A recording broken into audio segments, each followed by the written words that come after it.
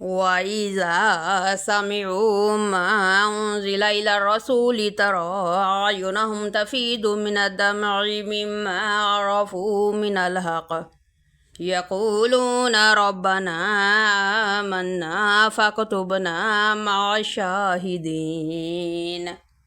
وما لنا لا نؤمن بالله وما جاءنا من الحق ونطمع أن يدخلنا ربنا مع القوم الصالحين فأصابهم الله بما قالوا جنات تجري من تحتها الأنهار خالدين فيها وذلك جزاء المحسنين والذين كفروا وكذبوا بآياتنا أولئك أصحاب الجحيم يا أيها الذين آمنوا لا تحرموا طيبات ما أحل الله لكم ولا تعتدوا إن الله لا يحب المعتدين وكلوا مما رزقكم الله حلالا طيبا واتقوا الله الذي أنتم به مؤمنون لا يؤاخذكم الله باللغو في أيمانكم ولكن يؤاخذكم بما عقدتم الأيمان فكفارته إطعام 10 مساكين من أوسط ما تطعمون أهليكم أو كسوتكم أو تحرير رقبة فمن لم يجد فصيام 3 أيام ذلك كفارة أيمانكم إذا حلفتم واحفظوا أيمانكم كذلك يبين الله لكم آياته لعلكم تشكرون يا أيها الذين آمنوا إنما الخمر والميسر والأنصاب والأزلام رجس من عمل الشيطان فاجتنبوه لعلكم تفلحون إنما يريد الشيطان أن يوقع بينكم العداوة والبغضاء في الخمر والميسر ويصدكم عن ذكر الله وعن الصلاة فهل أنتم منتهون وأطيعوا الله وأطيعوا الرسول فاحذروا فإن توليتم فاعلموا أنما على رسولنا البلاغ المبين ليس على الذين آمنوا وعملوا الصالحات جناح فيما طعموا إذا ما اتقوا وآمنوا وعملوا الصالحات ثم اتقوا وآمنوا ثم اتقوا وأحسنوا والله يحب المحسنين يا أيها الذين آمنوا ليبلونكم الله بشيء من الصيد تناله أيديكم ورماحكم وليعلم الله من يخافه بالغيب فمن يعتدى بعد ذلك فله عذاب أليم يا أيها الذين آمنوا لا تقتلوا الصيد وأنتم حرم ومن قتله منكم متعمدا فجزاء مثل ما قتل من النعم يحكم به ذوى عدل منكم هديا بالغ الكعبة أو كفارة طعام مساكين أو عدل ذلك صياما ليذوق وبال أمره عفى الله عما سلف ومن عاد فينتقم الله منه والله عزيز ذو انتقام أحل لكم صيد البحر وطعامه متاعا لكم وللسيارة وحرم عليكم صيد البر ما دمتم حرما واتقوا الله الذي إليه تحشرون جعل الله الكعبة البيت الحرام قياما للناس والشهر الحرام والهدي والقلائد ذلك لتعلموا أن الله يعلم ما في السماوات وما في الأرض وأن الله بكل شيء عليم اعلموا أن الله شديد العقاب وأن الله غفور رحيم ما على الرسول إلا البلاغ والله يعلم ما تبدون وما تكتمون قل لا يستوي الخبيث والطيب ولو أعجبك كثرة الخبيث فاتقوا الله يا أولي الألباب لعلكم تفلحون يا أيها الذين آمنوا لا تسألوا عن أشياء إن تبد لكم تسؤكم وإن تسألوا عنها حين ينزل القرآن تبد لكم عفى الله عنها والله غفور حليم قد سألها قوم من قبلكم ثم أصبحوا بها كافرين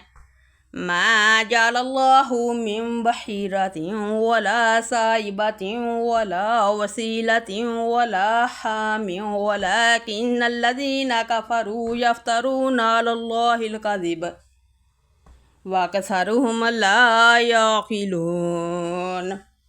وإذا قيل لهم تعالوا إلى ما أنزل الله وإلى الرسول قالوا حسبنا ما وجدنا عليه آباءنا أولو كان آباؤهم لا يعلمون شيئا ولا يهتدون يا أيها الذين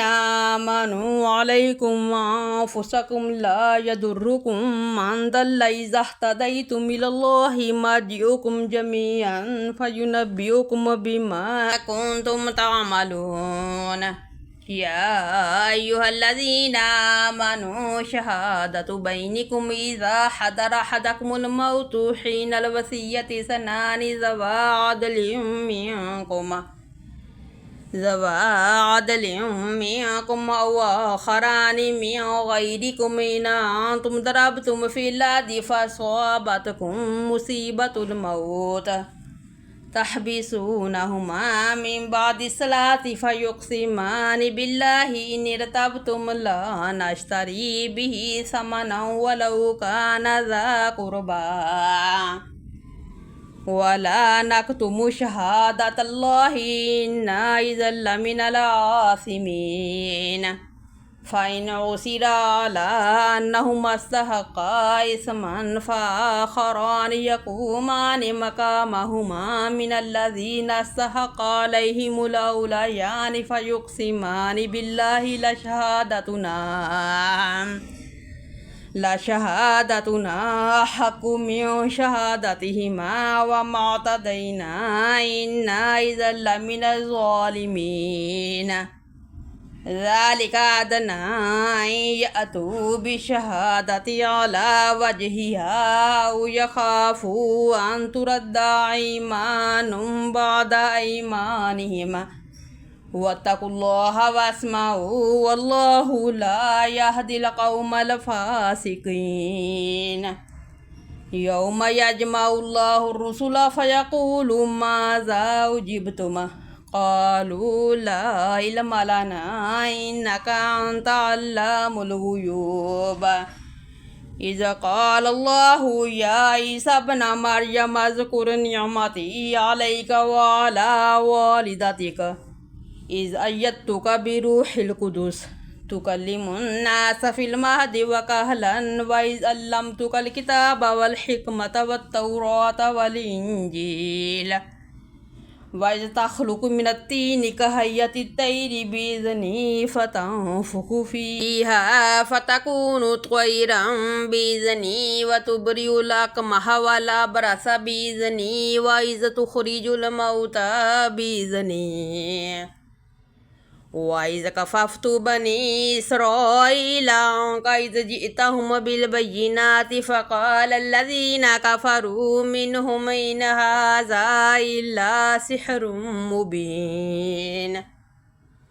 وإذ أوحيت إلى الحواريين أن آمنوا بي وبرسولي قالوا آمنا واشهد بأننا مسلمون إذ قال الحواريون يا عيسى ابن مريم هل يستطيع ربك أن ينزل علينا مائدة من السماء قالوا اتقوا الله إن كنتم مؤمنين قالوا نريد أن نأكل منها وتطمئن قلوبنا ونعلم قد صدقتنا ونكون عليها من الشاهدين قال عيسى ابن مريم اللهم ربنا أنزل علينا مائدة من السماء تكون لنا عيدا لأولنا وآخرنا وآية منك وارزقنا وأنت خير الرازقين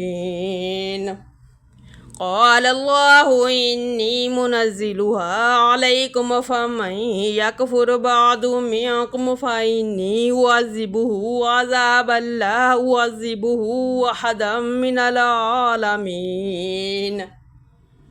وإذ قال الله يا عيسى ابن مريم أنت قلت للناس اتخذوني وأمي إلهين من دون الله قال سبحانك ما يكون لي أن أقول ما ليس لي بحق إن كنت قلته فقد علمته تعلم ما في نفسي ولا أعلم ما في نفسك إنك أنت علام الغيوب